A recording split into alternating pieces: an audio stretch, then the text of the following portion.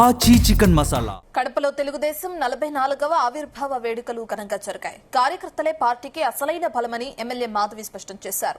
ఎన్టీఆర్ విగ్రహానికి నివాళులర్పించి cake cut చేశారు.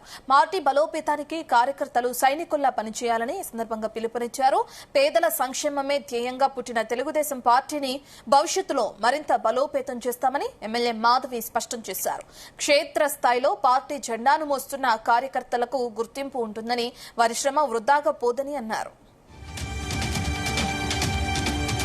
Telugu Desam party ఆవిర్భావ దినోత్సవం సందర్భంగా తెలుగుదేశం పార్టీ కుటుంబ సభ్యులందరికీ శుభాకాంక్షలు తెలియజేసుకుంటున్నాను.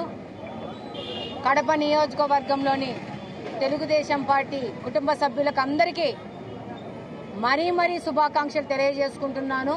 బలుగు బలహీన వర్గాల అభ్యున్నతి కోసం, సమాన అవకాశాల కోసం పుట్టిన పార్టీ తెలుగుదేశం పార్టీ. అన్న ఎన్టీఆర్ గారి పుట్టిన తెలుగుదేశం పార్టీ ఈరోజు ఆయన మనవరు నారా లోకేష్ గారి దిశానిర్దేశంలో పార్టీ ముందుకెళ్తా ఉంది.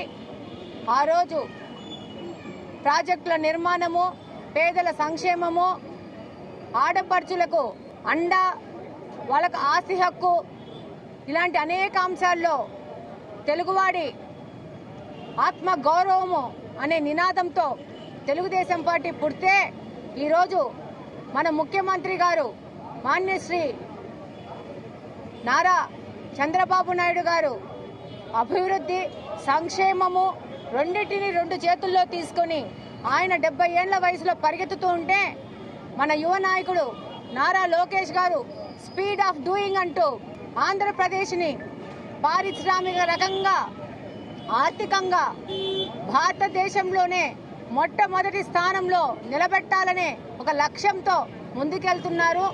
ఆయనని, మన నాయకులని ఆదర్శంగా తీసుకొని తెలుగుదేశం పార్టీలోని కుటుంబ సభ్యులందరూ వాళ్ళు చూపించిన మార్గంలో, వాళ్ళు చూపించిన దిశానిర్దేశంలో క్రమశిక్షణతో ముందుకు పోవాలని చెప్పి ఈ సందర్భంగా మా యొక్క అన్నదమ్ముల